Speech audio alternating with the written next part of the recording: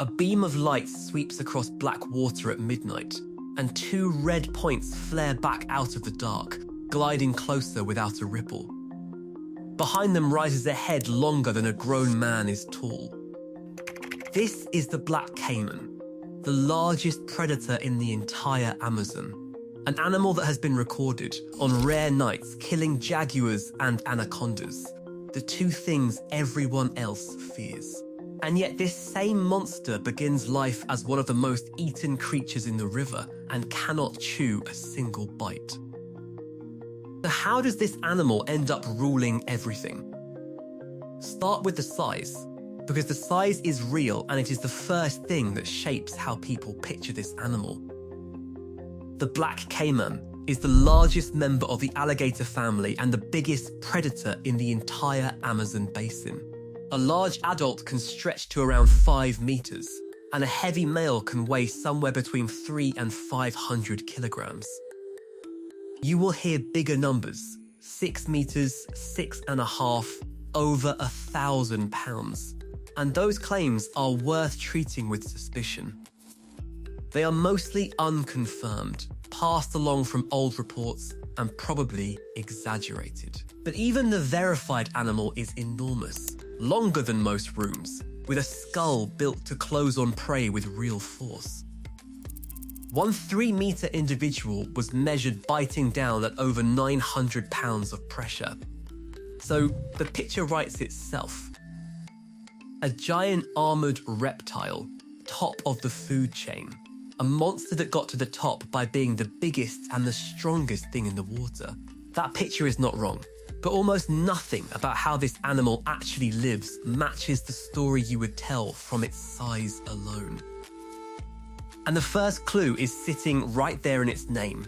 It is called the black caiman because it is genuinely deeply dark, far darker than the other caimans it shares the water with. And that colour is not decoration. It is equipment. The near black skin works as camouflage on the surface of tea-coloured Amazon rivers at night, and it may help the animal soak up heat during the day. This is a creature tuned for the dark. Its eyes are noticeably larger than those of related species, and like other crocodilians, it carries a reflective layer behind the retina, the same layer that throws a torch beam back as those two burning red points. That reflector lets it gather what little light exists under a jungle canopy at night and turn the darkness into something it can hunt in. The black caiman is not really built to overpower the day. It is built to own the night. And the eyes are only part of the sensor package. Spread across the skin of its jaws are hundreds of tiny dome-shaped pressure receptors, sensitive enough to feel the faint ripples a struggling fish or a wading animal sends across the surface. In water so dark and so stained with tannins that vision barely functions, the caiman can still read movement by touch alone, the whole front of its face working like a net of nerves stretched across the waterline. It does not need to see a target clearly. It only needs to feel the water change. So watch what it does once the sun is gone, because that is when the real animal appears. It hunts mostly after dark, drifting almost motionless, with only its eyes and nostrils breaking the surface, using sharp hearing and that low light vision to find prey that cannot see it coming. And what it eats is the part that starts to break expectations. Fish make up the bulk of the diet, but a large black caiman is a generalist, capable of taking almost anything that comes to the water's edge. Capybara, the giant rodents of the wetlands, peccaries, deer, tapirs, monkeys that misjudge a low branch. And on rare documented occasions, the two animals people most associate with fear in that jungle, the anaconda and even the jaguar. Sit with that for a second, because it inverts something. In the Amazon, the jaguar is the cat that everything fears, the killer with the strongest bite of any big cat, the animal that drags prey up trees. The green anaconda is the largest snake on the continent.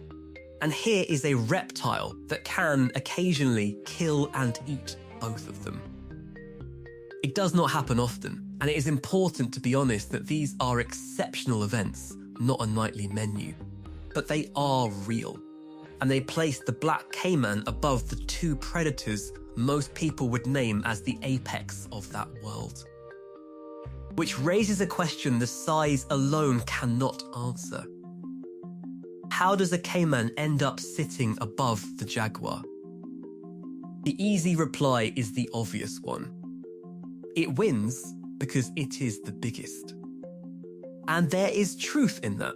A fully grown black caiman at its adult size has essentially no natural predators. Nothing in that ecosystem is equipped to take on a healthy 5-meter adult in its own water. If the whole story were just about who is too big to attack, the size would be a satisfying answer and we could stop there. But size is where this animal's story starts to fall apart, not where it ends. Because for all that power, the black caiman cannot do the one thing you probably imagine a monster like this does. It cannot chew. Its teeth are conical, built to grab and hold, not to slice or grind. They lock onto prey and refuse to let go, but they cannot carve a body into pieces. So a big black caiman that catches large prey has to solve a problem. Small animals are simply swallowed whole. Larger ones are drowned first, dragged under and held until they stop moving, and then either bolted down entire or wedged somewhere and left to rot. The caiman will return to a carcass once decay has softened it enough to twist off chunks with a spinning roll of its whole body. This is the reality behind the monster. Not a beast tearing through flesh, but a patient animal that drowns what it catches and waits for the river to do the cutting for it. The rhythm of the whole basin shapes how it feeds. When the rains come and the rivers climb out into the surrounding forest, the water spreads for miles and prey scatters with it, and the caimans push in among the flooded trees to hunt. When the dry season returns and the water pulls back, fish and animals are forced together into shrinking pools and channels. And that is when a large caiman becomes almost impossible to avoid. Concentrated with its prey in the same disappearing water. The flood pulse of the Amazon is the tide this predator times its life against, and the deeper you look, the stranger the apex predator becomes. Because this ruler of the Amazon does not begin its life anywhere near the top. It begins at the bottom. A hatchling black caiman is a small, soft, striped thing only a few inches long, and it eats what small things eat: insects, snails, tiny fish, whatever it can catch in the shallows. At that size, it is not a predator anyone worries about. It is food. Almost everything in the wetland can kill a young caiman. Larger fish take them, birds take them, big anacondas take them. And the jaguars and the caimans and other predators that a giant male might one day dominate are in these early years the ones doing the eating. Jaguars are known to hunt juvenile and subadult black caimans. So the same jaguar that a 5-meter adult could theoretically kill is the animal that would happily eat that caiman when it is young.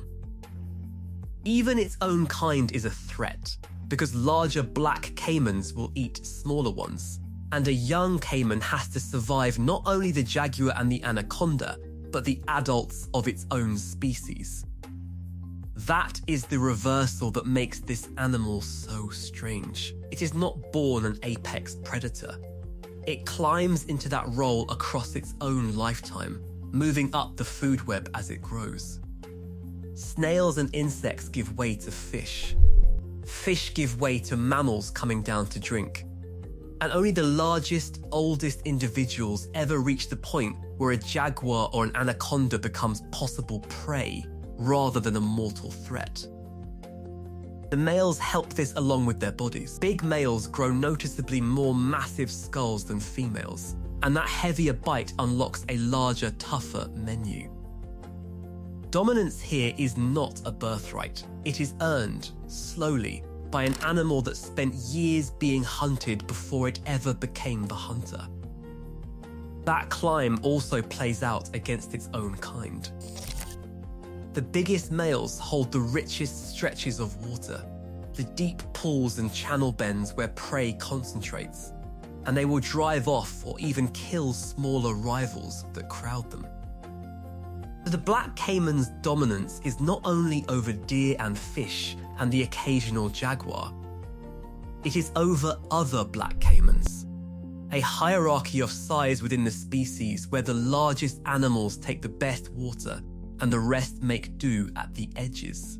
To reach the top is to have out-survived not just every predator in the river, but most of your own generation. So the simple answer, that it rules because it is big, cannot really be the whole answer. Size explains why a full adult is untouchable on any given night. It does not explain the black skin, or the eyes tuned for darkness, or how a species that spends its first vulnerable years as prey for everything manages to survive long enough to reach that size at all. The biggest animals in any population are, by definition, the ones that already beat those odds. Which means the size we are so impressed by is not the cause of the animal's success. It is the receipt for it. Something else is carrying this animal through, and to see it you have to look past the individual monster and at the strategy of the whole species. Part of that strategy is sheer volume. A female black caiman does not gamble everything on 1 or 2 offspring. She builds a mound nest out of vegetation and soil in the dry season and lays around 40 eggs, then guards the nest through an incubation that runs a couple of months. Most of those young will not survive their first year. The river will take them, one by one, in exactly the ways already described. But out of a clutch of 40, only a few need to make it, grow, and climb. The species floods the wetland with beginnings and lets the survivors carry the line forward. Fragility at the level of the single hatchling is answered by fertility at the level of the population. And the mother is not indifferent to those odds. For an animal so easily cast as a cold-blooded monster, the female is a surprisingly attentive parent. She guards the mound through the long incubation, and when the young finally start calling from inside their shells, she is there to help them free and shepherd them toward the water, staying close to the pod of hatchlings through their first and most dangerous weeks. It is a strange kind of care in an animal built to drown deer, and it is one more reason a few of those 40 make it when almost all the others do not. And once those survivors are grown, the danger they represent is not a myth. This is a genuinely dangerous animal to people. The historical tales of man-eating caimans are often poorly documented, and they deserve skepticism, but the modern record is clearer. Databases tracking crocodilian attacks have logged dozens of black caiman attacks in the last decade or so, with roughly a third of them fatal, most of them in Brazil. That places the black caiman as the second most dangerous crocodilian in the Americas, behind only the American crocodile. In one documented case, a child was killed by one. So the fear the animal inspires is not entirely invention. A large adult treats a person at the water's edge the way it treats any other mammal that comes within reach. When one does take a person, it uses the same method it uses on anything large: a sudden strike out of the water, a grip that will not open, and a pull into the deep to drown. That is why encounters with a big adult are so often fatal. There is no wrestling free of a jaw that evolved specifically never to let go. But here is the part that reframes everything. Because the most important fact about the black caiman is not how it hunts or what it eats, or even how it can hurt us. It is what happened when we decided we wanted its skin. That deep black hide, the same colouring that makes the animal such an effective night hunter, is also strikingly beautiful as leather, dark and clean and well marked. And in the middle of the 20th century, the world wanted it. Commercial hunting for black caiman skin exploded through the 1940s, 50s, 60s, and into the 70s. Hunters worked the rivers at night, using lights to catch exactly those red eye-shin reflections. The animal's own night hunting adaptation turned into a target painted on its head. The result was a collapse almost too large to picture. By most estimates, the black caiman population fell by around 99% over the course of the century. 99 out of every 100 gone. By the 1970s, the largest predator in the Amazon was classified as endangered, hunted to the edge across most of its range for a material. The trait that made it apex is the trait that nearly ended it. The blackness that let it rule the dark is the blackness that made its skin worth more than its life. That is the real meaning buried in the title. Nothing about this animal is normal, because even its greatest advantage doubles as its deepest vulnerability. And it took a species that had climbed to the top of the largest river system on Earth and very nearly erased it in a few decades. And losing it was never going to be a small thing. Because the black caiman is not just a scary animal that lives in the river. As the basin's largest predator, it functions as a keystone species. One of those animals whose presence quietly holds an entire system in shape. It cycles nutrients through the wetland, and it shapes which fish thrive and which do not, applying pressure across the food web in ways that ripple far beyond any single kill.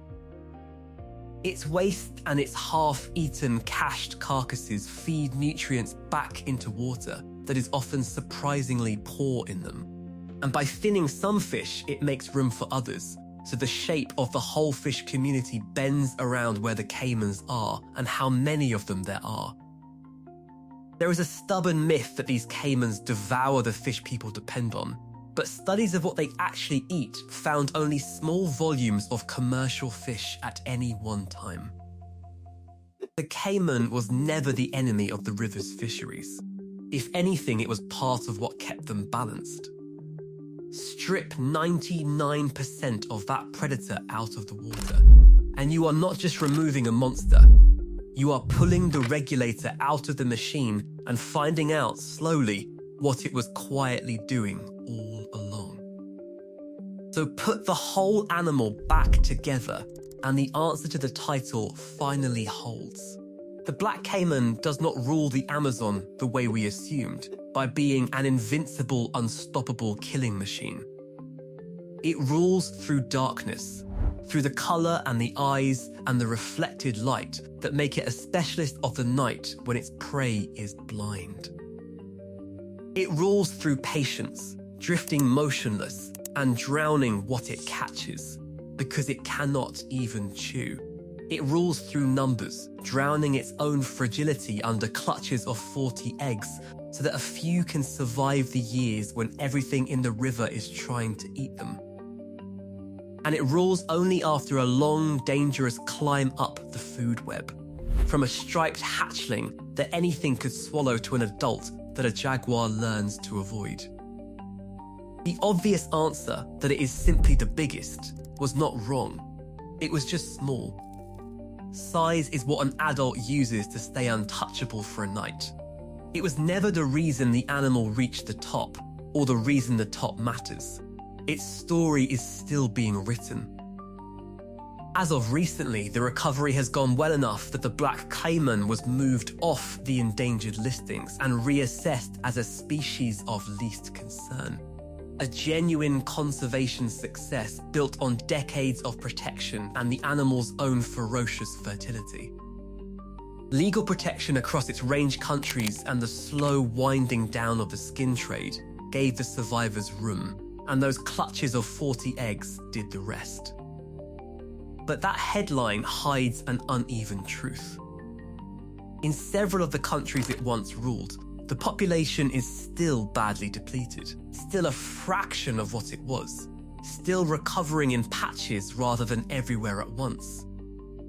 The lights are coming back on across the Amazon, but not in every river, and not all the way. Which brings it back to those 2 red points on the black water at the start, the eyeshine gliding toward a beam of light. For a long time, that was the image of a nightmare, the sign of a man-eater surfacing out of the dark. Then for a few brutal decades, it became something else, a target, the exact reflection a hunter needed to line up a shot, the reason the species almost vanished. And now, when a beam sweeps a quiet Amazon channel at night and 2 red lights answer back out of the water, they mean the thing we very nearly lost forever. Not just a monster, the engine of the river, still running. The largest predator in the Amazon did not earn its throne by being unbeatable. It earned it in the dark, slowly, from the bottom up, and whether those red lights keep answering depends far less on the Caiman now and far more on us.